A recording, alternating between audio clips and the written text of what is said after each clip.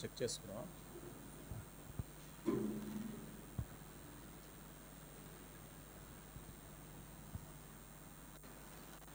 ప్రియమైనందరికీ ప్రభువైన యేసుక్రీస్తు నామములో వందనాలు. ప్రియులారా, 23వ కీర్తన మనం దాని హెడ్డింగ్ చూడొచ్చు. ఏమి రాసిందంటే దాని మీద దావీదు కీర్తన. ఈ కీర్తన సండే స్కూల్ పిల్లలకు కూడా పెద్దవాళ్ళకు కూడా కంటతే కదా. ఎవరికైనా వచ్చిన వాళ్ళు చెప్తారా? చూడకుండా వచ్చిన వాళ్ళు చెప్తారా? జోసెఫ్ ఏమని చెప్తావా? తెలియదు, మొత్తం చెప్పాలా. ఒక లైన్లు చెప్పి 2 లైన్లు చెప్పి గమ్ముకుంటే కాదు. చివరి వచ్చిన వరకు చెప్పగలరా ఎవరైనా? ఎవరు మాట్లాడలేదు. సో ప్రియమైనటువంటి వాళ్ళరా, మరి యొక్క కీర్తన చిన్న పిల్లలు కూడా బాగా గుర్తుపెట్టుకొని మరి చదివేటువంటి కీర్తన, గుర్తుంచుకునే కీర్తన, లేకపోతే జ్ఞాపకం పెట్టుకునేటువంటి కీర్తన, చాలా అద్భుతమైనటువంటి కీర్తన. దావీదు తన యొక్క అనుభవంతో రాసినటువంటి కీర్తనలు బోలెడన్ని ఉన్నాయి. వాటిల్లో ఇది ఒక స్పెషల్ అన్నమాట. స్పెషల్ 23వ కీర్తన మనం మొదటి వచనాన్ని గమనించినట్లయితే చూడండి, మొట్టమొదటి మాటే అతను అంటున్నాడు, యెహోవా నా కాపరి. ఎవరంట కాపరి?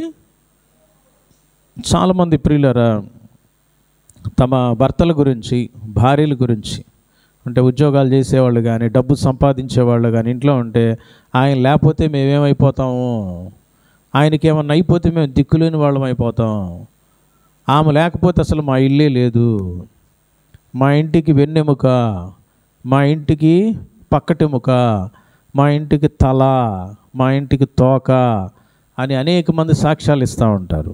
అర్థమైందండి? అయితే దావీదు అలాంటి సాక్ష్యం ఇవ్వట్లా. ఆయన సాక్ష్యం డిఫరెంట్గా ఉంది. ఏమన్నాడు తెలుసండి? యెహోవా నా కాపరి. కాపరి కాపరి అని ఎందుకు అంటున్నాడు ఆయన? ఏమా ఏంటి పెద్ద చెప్పు. కాపరి అని ఎందుకు అంటున్నాడు? పెద్దగా చెప్పాలా? ఎవరు?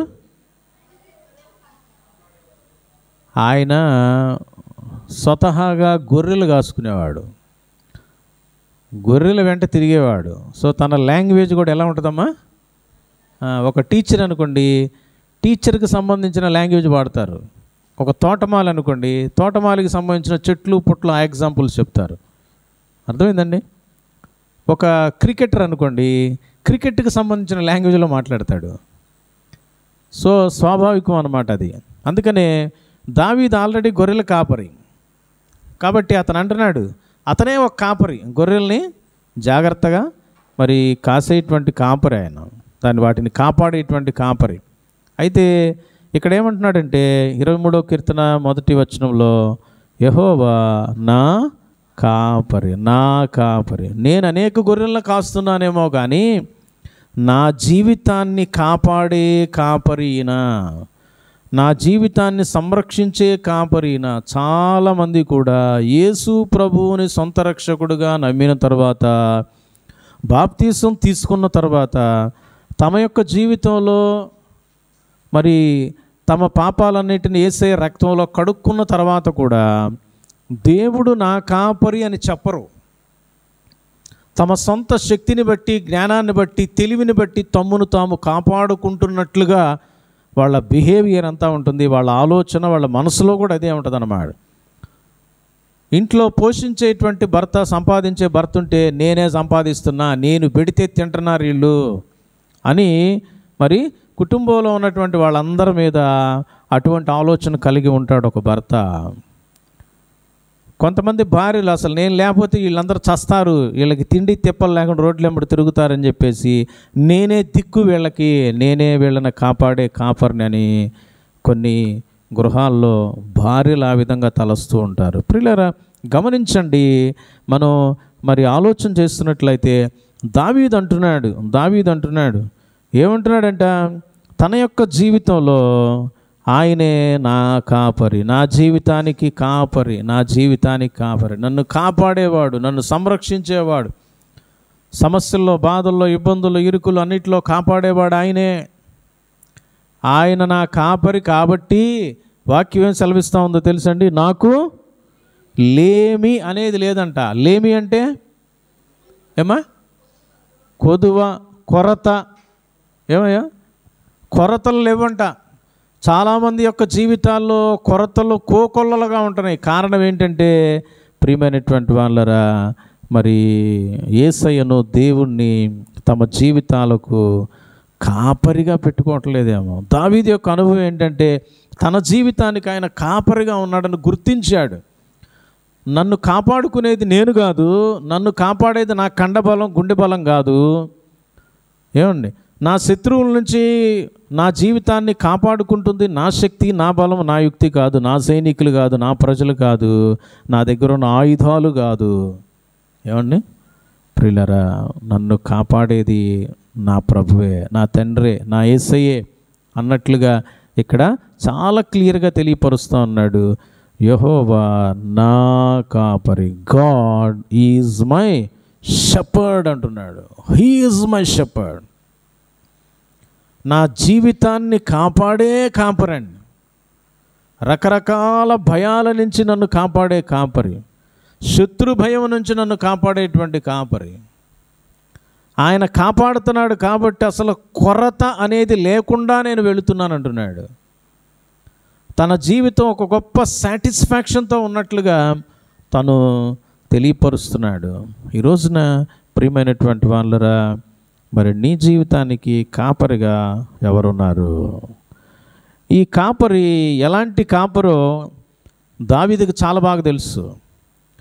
తను యవ్వనస్తుడిగా టీనేజ్ పీరియడ్లో ఉన్నప్పుడే, దరిదాపుగా 16-17 ఏండ్ల వయసులో ఉన్నప్పుడే తన తండ్రి యొక్క గొర్రెలను కాయడానికి వాటిని కొండల దగ్గరికి, అరణ్య ప్రాంతాలకు, పచ్చికుండే ప్రదేశాలకు తోలుకొని వెళ్ళేవాడు. ఆ సమయంలో ఆయన యొక్క అనుభవాలు ఒకసారి రాజుగారితో చెప్పాడు. ఏంటి అన్నట్లయితే, నా తండ్రి యొక్క గొర్రె పిల్లల్లో ఒక గొర్రె పిల్లను చూద్దాం ప్రియులరా. మొదటి సమూయేలు పుస్తకం 17వ అధ్యాయం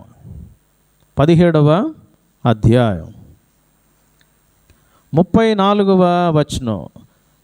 ఆ సమయంలో ఇశ్రాయేలు దేశానికి రాజుగా ఉన్నటువంటి సౌలు రాజుతో దావీదు మాట్లాడుతున్నాడు. అందుకు దావీదు సౌలుతో ఇట్లనెను, మీ దాసుడనైన నేను నా తండ్రి యొక్క గొర్రెలను కాయుచుండా సింహమును ఎలుకబంటి వచ్చి మందలో నుండి ఒక గొర్రె పిల్లను ఎత్తుకొని పోవచ్చుండగా నేను దానిని తరిమి చంపి దాని నోట నుండి ఆ గొర్రెను, అది నా మీదకి రాగా దాని గడ్డం పట్టుకొని దానిని కొట్టి చంపి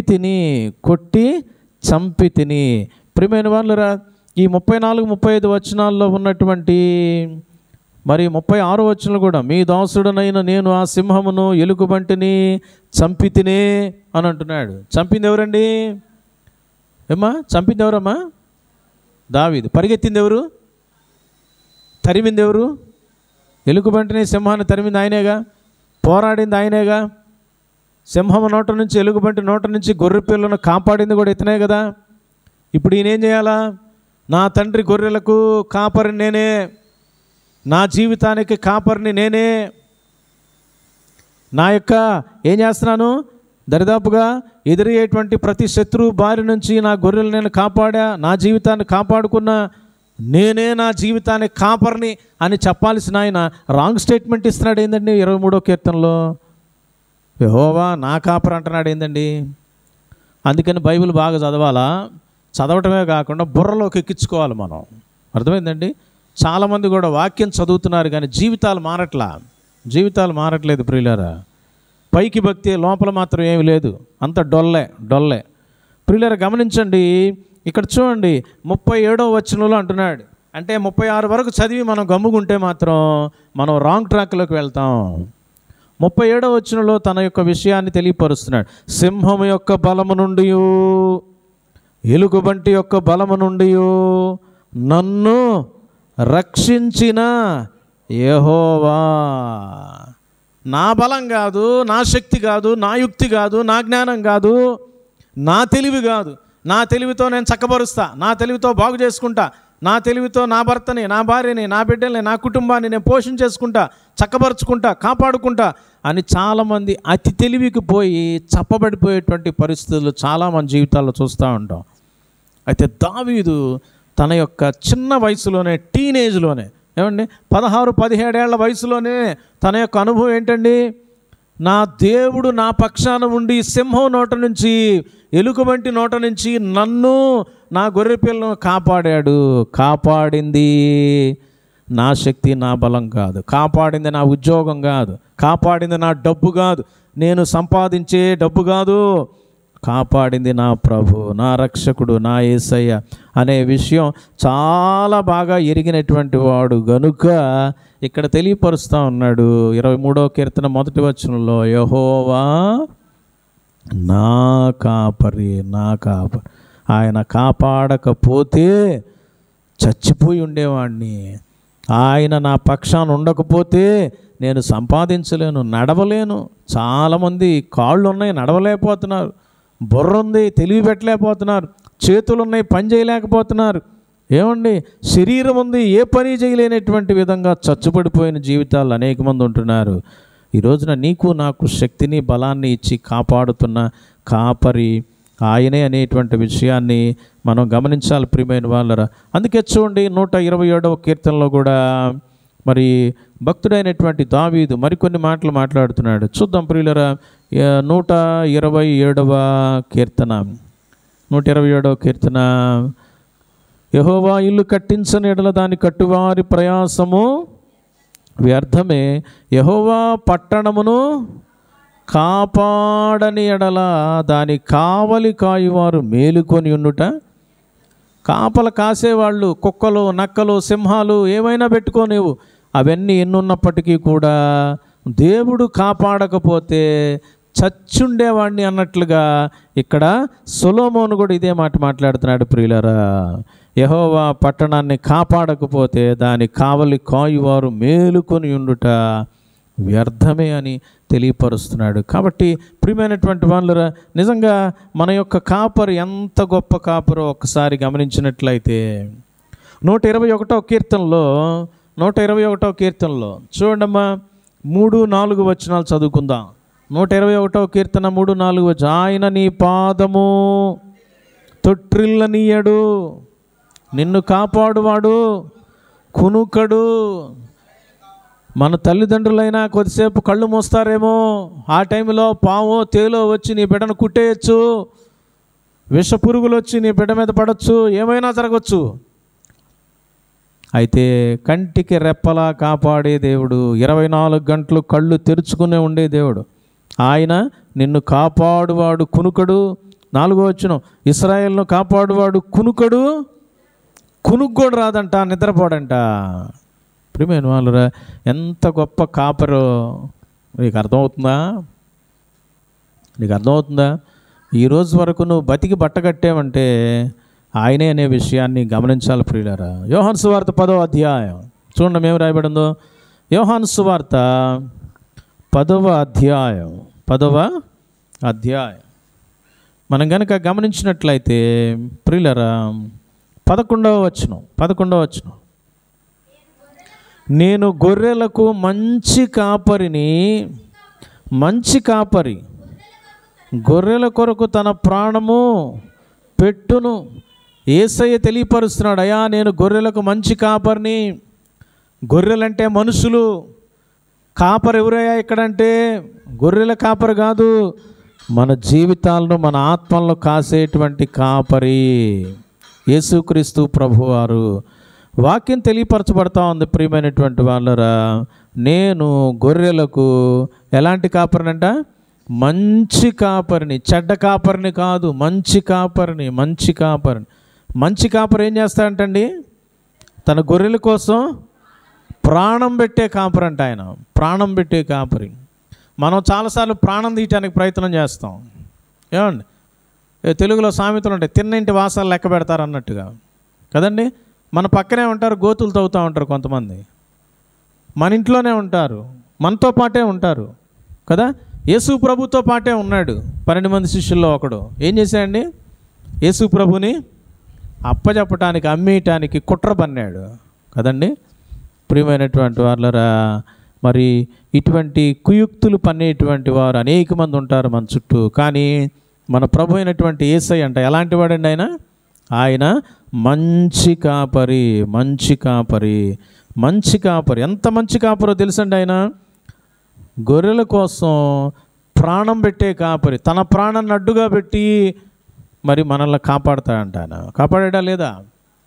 మన పాపాలను బట్టి మనం చనిపోవలసి ఉంటుండగా మన కోసమై సిలువలో ప్రాణం పెట్టాడు, మన కోసమై సిలువలో బలియాగమయ్యాడు.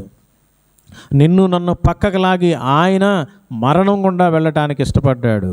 ప్రియమైన వాళ్ళరా, కాబట్టి మనం కనుక గమనిస్తున్నట్లయితే మన యేసుక్రీస్తు ప్రభువారు గొర్రెలమైన మనకు, మన జీవితాలకు మంచి కాపరి, ప్రాణం పెట్టి మనల్ని కాపాడిన కాపరి, ప్రాణం పెట్టి తన రక్తంతో మన పాపాలు కడిగి పరిశుద్ధులుగా ఒక సంఘంగా ఏర్పాటు చేసి, ఒక గూడును ఏర్పాటు చేసి ఆయన మందిరంలో ఆయన ఆరాధించటానికి ఒక గుంపులో పెట్టినటువంటి ఒక మంచి ఉత్తమమైనటువంటి గొప్ప కాపరి మన ప్రభు అయినటువంటి యేసయ్య. 120 మనం గనక గమనిస్తే 23వ కీర్తనలోనికి మనం మరలా వచ్చేద్దాం ప్రియులారా. అక్కడ కనుక గమనిస్తున్నట్లయితే మొదటి వాక్యాన్ని మనం గమనిస్తూ ఉన్నాం. యెహోవా నా కాపరి, కాపరి. ఆయన కాపరిగా ఉంటే లేమనేది ఉండదట, కొరత అనేది లేదు. కొరతలు రావా, ఇబ్బందులు రావా, సమస్యలు రావా, అన్నీ వస్తాయి. అయితే ఆ సమస్యలన్నీ కూడా ఆయన దాటుకొని పోవాల్సిందే. ఆ సమస్యలన్నిటినీ ఆయన దూరం చేస్తాడు. పడవలో ప్రయాణం చేస్తూ శిష్యులతో వెళ్తున్నటువంటి సమయంలో తుఫాను రేగింది. అయితే ప్రియులరా, యేసు ప్రభు వారు ఏం చేశాయండి? ఆ నావలో ఆయన ఉన్నాడు కాబట్టి వాళ్ళకి ఏమన్నా హాని వచ్చిందా? ఎవరైనా చనిపోయారయ్యా తుఫాను వచ్చినప్పుడు? ఒక్కళ్ళు చచ్చిపోవాలి, అందరిని కాపాడాడు. కారణం ఏంటండి? ఎవరున్నారు ఆ నావలో? నా జీవితం అనే నావలో కూడా యేసు ప్రభు అనే కాపరి ఉంటే నీ జీవితానికి ఎదురయ్యే ప్రతి ప్రమాదంలో, ప్రతి ఇబ్బందులు, ప్రతి ఇరుకులో ఆయన ఉంటాడు అక్కడ, ఆయన ఉంటాడు అక్కడ. నీకు కొరత అనేది ఉండదు, కొదువు అనేది ఉండదు. నీ కొదువులు తీరుస్తాడు, కొరతలు తీరుస్తాడు. ఎవరి జీవితంలో అయితే యేసయ్య కాపరిగా ఉండకుండా నా డబ్బే నా కాపరి, నా తెలివే నా కాపరి, నా యొక్క కష్టమే నా కాపరి, నేను లేకపోతే కుదరదు, నేను లేకపోతే అది ఇది అనేటువంటి స్వార్థపరులు ఉంటారు చూసారా, వాళ్ళ జీవితాలు ఎప్పుడు కొరతలే. ఇంటి నిండా అన్నీ ఉంటాయి కానీ కొరతలే. ఇంటి నిండా చుట్టూరు అన్నీ ఉంటాయి, తినలేని పరిస్థితి, ఇవ్వలేని పరిస్థితి, చేయలేని పరిస్థితి, అటువంటి పరిస్థితులు ఉంటాయి. కానీ దావీదు యొక్క అనుభవం అలాంటిది కాదంట. అయ్యా, నేను నా కాపరి యేసయ్య, నా ప్రభు, ఆయన నాకున్నాడు కాబట్టి నాకు లేమి అనేది కలుగదు, అసలు కొరత అనేది ఉండదు. అసలు ఇది నాకు మరి ఇది జరగదేమో, ఇది చేయలేనేమో, ఇది పొందుకోలేనేమో అనేటువంటి ఆలోచనే ఉండదు. ఎందుకంటే ఆయన నాకు కాపరిగా ఉన్నాడు అని వాక్యం ద్వారా ప్రభు తెలియపరుస్తున్నాడు. ప్రియమైనటువంటి వాళ్ళు చూడండి, రెండో మాట మనం గమనిస్తాం. 2వ వచనంలో పచ్చిక గల చోట్ల ఆయన నన్ను ఏం చేస్తున్నాడంటమ్మా? పరుండు చేయుచున్నాడు. మన ప్రభు అయినటువంటి నిజమైన కాపరి, మన కోసం ప్రాణం పెట్టి తిరిగి లేచినటువంటి కాపరి, మనలను పరలోకానికి తీసుకుని వెళ్ళటానికి మనల్ని కాపాడుతున్నటువంటి కాపరి, పాపాల బారి నుంచి రక్షిస్తున్నటువంటి కాపరి ఇక్కడ ఎలాంటి వాడో తెలియపరుస్తున్నాడు. ఆయనంట పచ్చిక గల చోట్ల నన్ను, గొర్రెలకి ఏం కావాలమ్మా? పచ్చిక కావాలా, పచ్చిక మైదానాలు కావాలా. ఆ పచ్చికుంటే అవి హాయిగా, అవి మరి భోజనానికి ఇంకా ఇబ్బంది లేదనమాట. అటు ఇటు ఎత్తుక్కోవాల్సిన పని లేదు, దూర దూర ప్రాంతాలకు వెళ్ళాల్సిన పని లేదు. పచ్చిక ప్రాంతం, పచ్చిక గల చోట్ల ఆయన నన్ను ఏం చేస్తున్నాడమ్మా? పరుండ చేయుచున్నాడు. మరి పశువులు ఎప్పుడు మరి అవి మేత మేసిన తర్వాత అవి అప్పుడు రెస్ట్ తీసుకుంటాయి. కడుపు నిండిన తర్వాత ఏం చేస్తాయమ్మా? అక్కడే కూర్చొని హాయిగా కొంతసేపు నెమరు వేస్తూ ఉంటాయి అన్నమాట. అలాంటి అనుభవాన్ని ఇస్తాయంట. అంటే ప్రియులరా, మరి మన యొక్క దేవుడు కాపరి, కొదువులు తీర్చే కాపరి, అసలు కొరతలు లేకుండా ఉండేటువంటి విధంగా ఆశీర్వదించే కాపరి. రెండవదిగా ఏంటో తెలుసండి? సమృద్ధినిచ్చేటువంటి కాపరి, సమృద్ధి గలనటువంటి అనుభవం అన్నమాట. ప్రియులరా, పచ్చిక గల చోట్ల ఆయన మరి పరుండు పెడతాడంట, అక్కడ సేద తీరేటట్టు చేస్తాడు అని వాక్యం సెలవిస్తూ ఉంది. మూడో విషయాన్ని కనుక మనం గమనిస్తే, శాంతికరమైన జలముల యొద్ద ఆయన నన్ను నడిపించుచున్నాడు. ఎక్కడెక్కడ నడిపిస్తాడండి? సొంత వాళ్ళనే మనం నమ్ముకుంటాం కొంతమందిని కదండి. వాళ్ళు ఎక్కడికి తీసుకెళ్తారో తెలియదు. లాస్ట్ వరకు వాళ్ళు వాళ్ళ యొక్క కుయుక్తులతో మన యొక్క జీవితాలను డైరెక్ట్ చేసి రాంగ్ ట్రాక్లోకి తీసుకెళ్ళిపోవచ్చు. ప్రియులారా, నువ్వు మనుషులు నమ్ముకుంటున్నావా? ఏమండి, సూర్యులు వీరులన్నీ వాళ్ళని నమ్ముకుంటున్నావా? రాజులు నమ్ముకుంటున్నావా? బైబిల్లో తెలియపరుస్తున్నాడు మరొక కీర్తనలో భక్తుడు ఏమంటాడమ్మా, రాజులు నమ్ముకుంటు కంటే యెహోవాను నమ్ముకొనుట, గుర్రాలు నమ్ముకోవటం కంటే, రథాలు నమ్ముకోవటం కంటే యెహోవాను నమ్ముకొనుట మేలు, ఉత్తమం అంటున్నాడు. అది చాలా ఉత్తమం అని వాక్యం ద్వారా ప్రభు తెలియపరుస్తున్నాడు. కనుక ప్రియమైనటువంటి వాళ్ళరా, ఇక్కడ తెలియపరచబడుతూ ఉంది మూడో ప్రాముఖ్యమైనటువంటి విషయం, శాంతికరమైన జలముల యొద్ద నన్ను ఏం చేస్తున్నాడంట? నడిపిస్తున్నాడు. ఆయన నడిపించే దేవుడు అండి, నడిపించే దేవుడు. ఆయనకు తెలుసు ముందు ప్రమాదం ఉందా లేదా అనే విషయం, ముందటి పరిస్థితులు ఎలా ఉన్నాయి అనేటువంటి విషయం నీకు నాకు తెలియదు. నీకు ఎంతవరకు తెలుసాయా? ఎంతవరకు తెలుసు? ఊహిస్తావు, ఆలోచన చేస్తావు. నీ ఊహలని కరెక్ట్ అనుకున్నావా? కాదు. దేవుడికి సమస్తం తెలుసు, దేవుడికి సమస్తం తెలుసు. రేపేం జరుగుతుందో నీకు తెలియదు, ఎల్లుండి ఏం జరుగుతుందో నీకు తెలియదు, ఊహిస్తావు అంతే.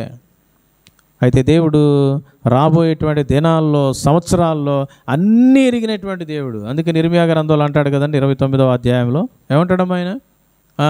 చూడండి అక్కడ ఏం తెలియపరచబడుతోందో. ఇర్మీయా గ్రంథం 29వ అధ్యాయం 29వ అధ్యాయం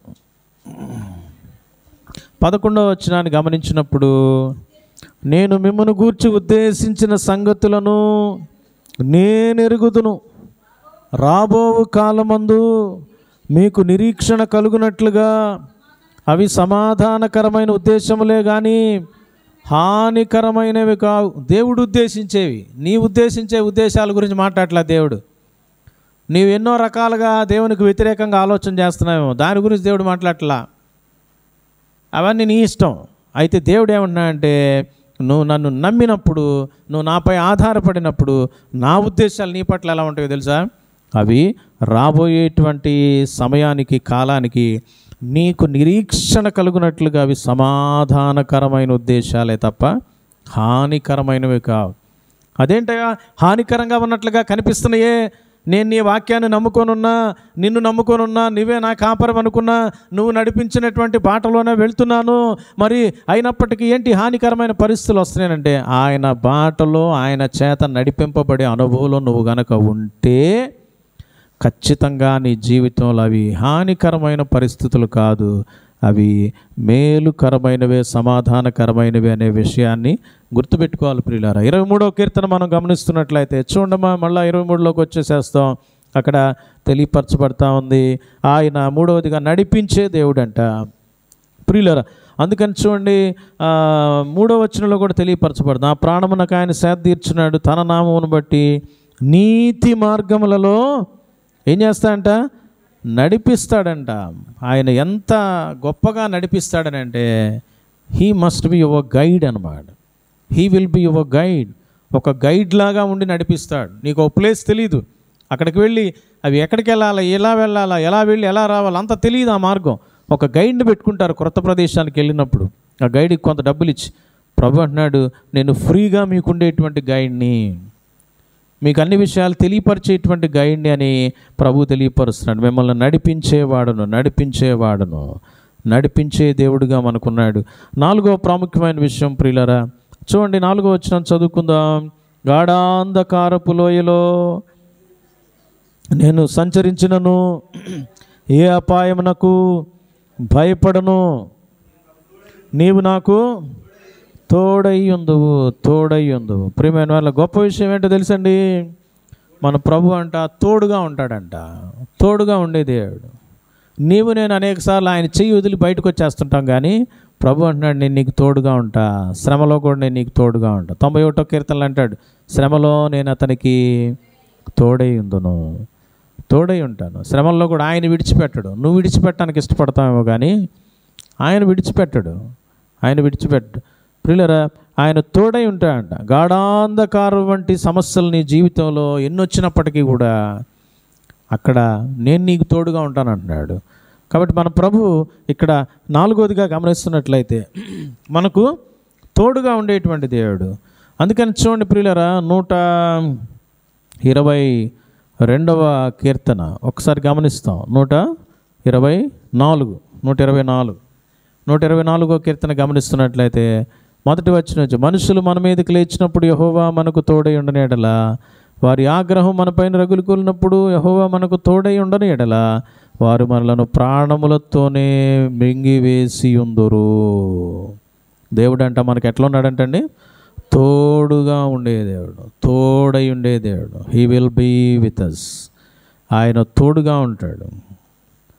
లోక సంబంధమైన మనుషులు ఎంతకాలం ఉంటారండి? తల్లిదండ్రులు, లోక సంబంధమైన భార్యాభర్తలు ఎంతకాలం తోడుగా ఉంటారు?